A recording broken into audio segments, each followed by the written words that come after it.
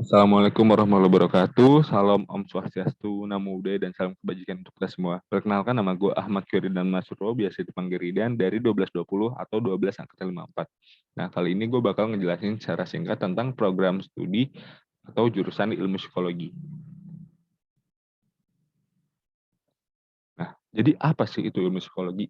Ilmu psikologi adalah ilmu yang mempelajari tentang tingkah laku dan proses mental suatu individu.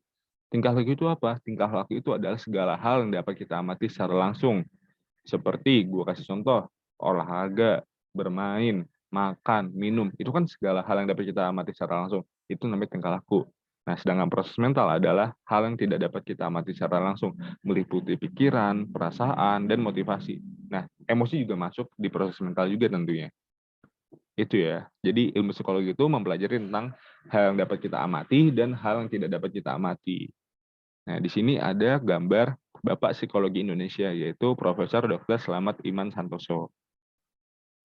Selanjutnya tentang rumpun jurusan ilmu psikologi. Menurut gua, ilmu psikologi itu unik dan spesial. Kenapa? Karena di beberapa univ, rumpunnya itu termasuk sum. Dan di beberapa univ, rumpunnya itu termasuk saintek. Bedanya apa? Yang gue ketahui adalah perbedaannya itu di arah dan acuannya. Di sosum, arah dan acuannya itu lebih ke penerapan sosial atau sosial humaniora, namanya juga sosum kan, itu lebih menekankan pada itu. Nah, di saintek lebih menekankan ke arah biologi. Makanya mereka itu mempelajari tentang biopsikologi dan neuropsikologi secara lebih detail. Walaupun di sosum kita juga mempelajari hal itu, tapi lebih ke arah sosial humaniora juga.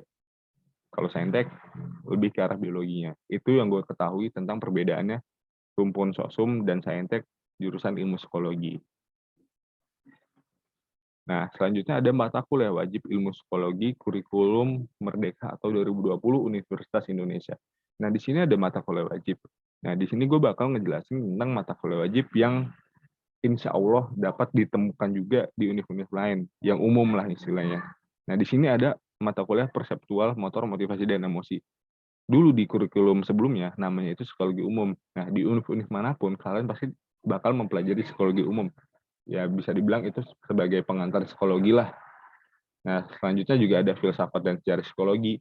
Di univ manapun pasti kalian juga pasti belajar filsafat dan sejarah juga nih tentang psikologi, kayak asal mula psikologinya itu gimana, siapa tokoh-tokohnya juga, tuh pasti kalian belajari. Nah, habis itu kita juga pasti belajar tentang cabang-cabang ilmu psikologi, seperti ada psikologi perkembangan, psikologi sosial, pendidikan, industri dan organisasi, dan klinis. Itu di univ-univ manapun sepertinya akan belajar juga. Nah, di semester 6, 7, dan 8, kalian punya hak belajar 3 semester atau HBTS dari kurikulum Merdeka. Kalian bebas, kalian mau magang, kalian mau asistensi mengajar, mau KKN, mau ngapain lagi ya? Abdi militer juga ada tuh. Mau wirausaha juga bisa. Nah, itu kalian punya hak tuh 3 semester itu 1,5 tahun buat mengeksplor diri kalian, buat ngelakuin hal yang pengen kalian mau lah. Itu menurut gue ya. Jadi di semester 6, 7, dan 8. Nah, itu kan tadi gue ngejelasin mata kuliah wajib. Ada juga loh di Universitas Indonesia yang namanya mata kuliah pilihan. Nah, di fakultas gue, mata kuliah pilihan itu mata kuliah yang nggak wajib dipilih, nggak wajib diikuti, tapi ini ya sesuai passion lu aja, lu minat gak di mata kuliah ini. Dan begitu pula dengan acuan karir lu juga ke depannya, lu mau jadi apa, perlu gak ilmu ini buat lu pelajari.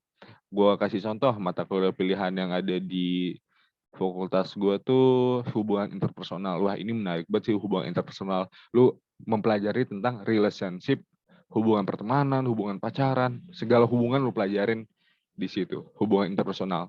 Itu menarik sih. Dan peminatnya hubungan interpersonal juga banyak. Makanya itu selalu jadi rebutan di mata kuliah pilihan Fakultas Psikologi Universitas Indonesia. Selain itu juga ada mata kuliah pilihan bimbingan pendidikan. Nah, ini mata kuliah pilihan yang ngebantu kita buat kayak belajar, lebih baiklah menemukan mengenali gaya belajar, kayak kita mengenali juga faktor-faktor yang membuat kita untuk belajar, menentukan tujuan juga, terus kita juga dapat merasakan dampaknya juga dari belajar. Nah, itu ada di bimbingan pendidikan, mata kuliah pilihan bimbingan pendidikan. Nah, ada juga mata kuliah pilihan lain yang belum bisa gue sebutin, makanya join psikologi UI. Gak ada yang psikologi manapun kalian boleh milih, asalkan sesuai apa yang kalian mau aja. Next. Nah, selanjutnya ada cabang ilmu psikologi. Secara garis besar, dasar ilmu psikologi itu cabangnya itu ada 5. Ada psikologi klinis, psikologi perkembangan, pendidikan, psikologi industri dan organisasi atau biasa kita sebut PIO, dan psikologi sosial. Nah, gue mulai dari psikologi klinis dulu.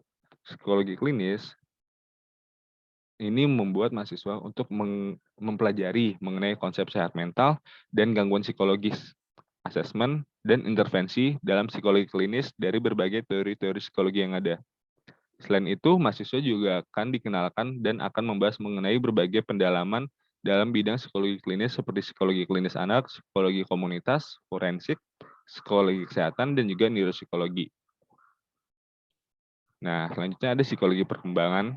Psikologi perkembangan adalah psikologi yang membuat mahasiswa untuk mampu menganalisis aspek dan tahap perkembangan manusia dalam konteks individu, kelompok, maupun masyarakat berdasarkan teori psikologi perkembangan dalam ranah perkembangan fisik, kognitif, dan emosi. Dan yang ketiga, ada psikologi pendidikan. Psikologi pendidikan adalah mata kuliah atau cabang ilmu psikologi yang membuat mahasiswa untuk mampu menganalisis penerapan teori psikologi dalam bidang pendidikan dan proses pembelajaran. Nah, psikologi pendidikan ini berisi materi mengenai ruang lingkup psikologi pendidikan dan pendidikan sebagai suatu sistem, dan topik-topiknya meliputi konsep-konsep dalam psikologi pendidikan dan teori yang mendasarinya, keberagaman karakteristik siswa, taksonomi pembelajaran, metode evaluasi pembelajaran, manajemen kelas, dan penggunaan teknologi dan dalam pembelajaran.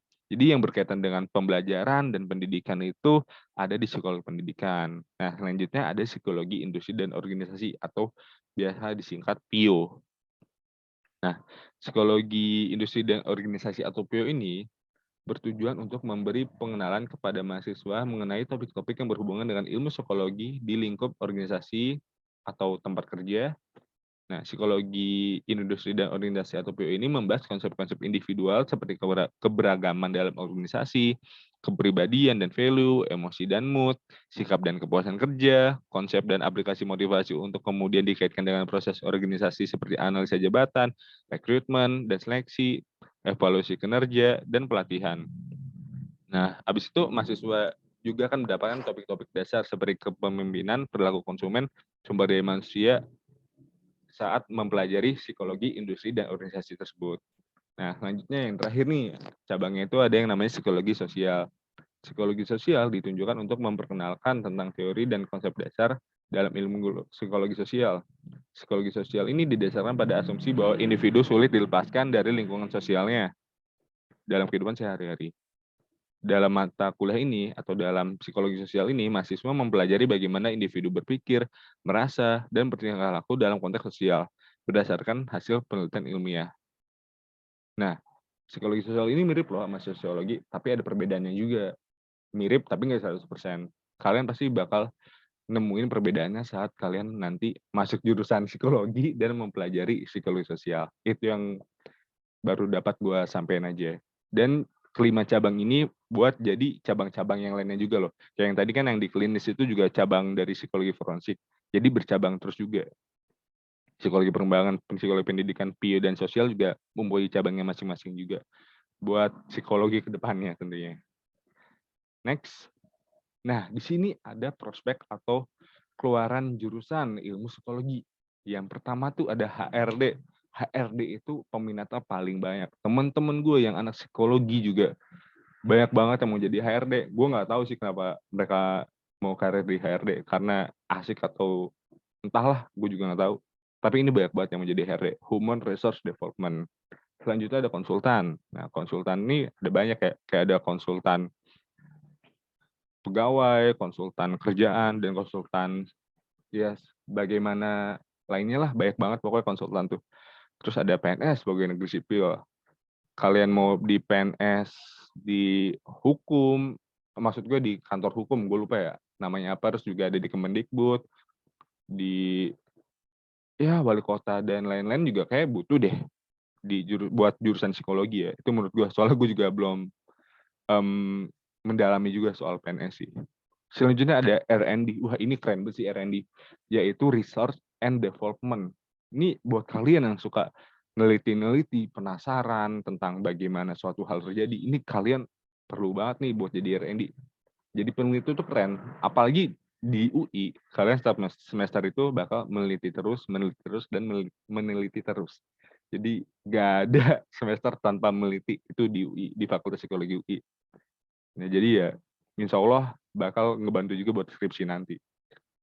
Dan tentunya psikolog, ya jurusan ilmu psikologi ya pasti mau jadi psikolog juga lah ya kali enggak. Nah, kalian kalau misalkan punya ilmunya dan mau ngelanjutin di S2, itu bisa tuh jadi psikolog, karena psikolog harus jadi S2 dulu, nggak bisa S1.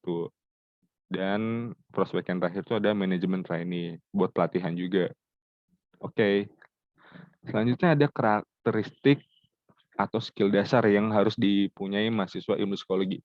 Menurut gue sendiri, karakteristik atau skill dasar yang harus dimiliki mahasiswa psikologi pun adalah analitis. Kemampuan analitis ini buat menunjang juga buat pembelajaran ilmu psikologi. Karena kan kita di sini mempelajari tingkah laku dan proses mental ya.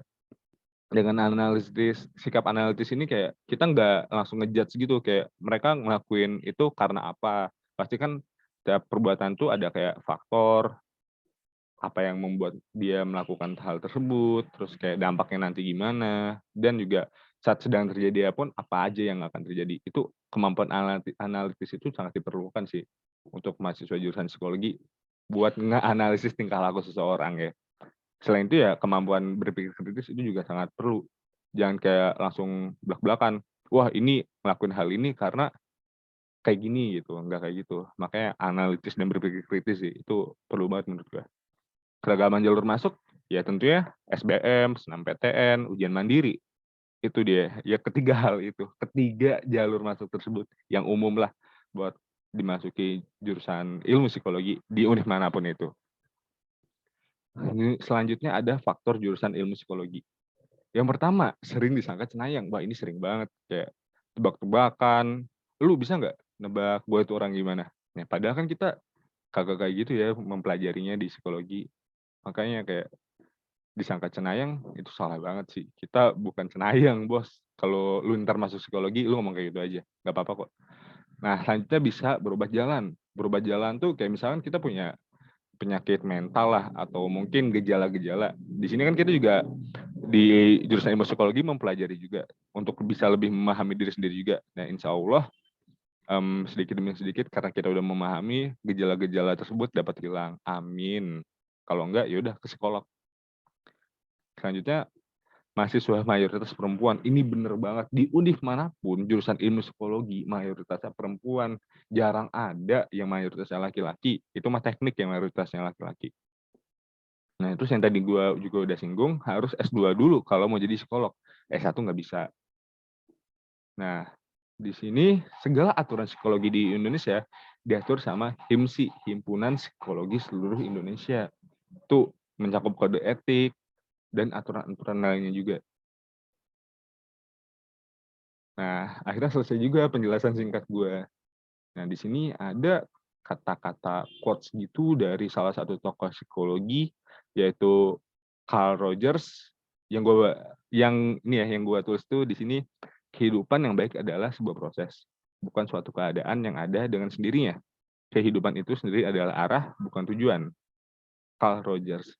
Nah, Carl Rogers ini adalah salah satu tokoh terapi psikologi juga ya.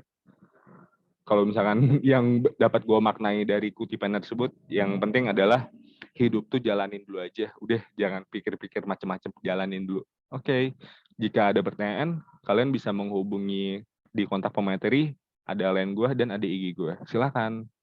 Thank you guys, udah mau ngedengerin. Wassalamualaikum warahmatullahi wabarakatuh.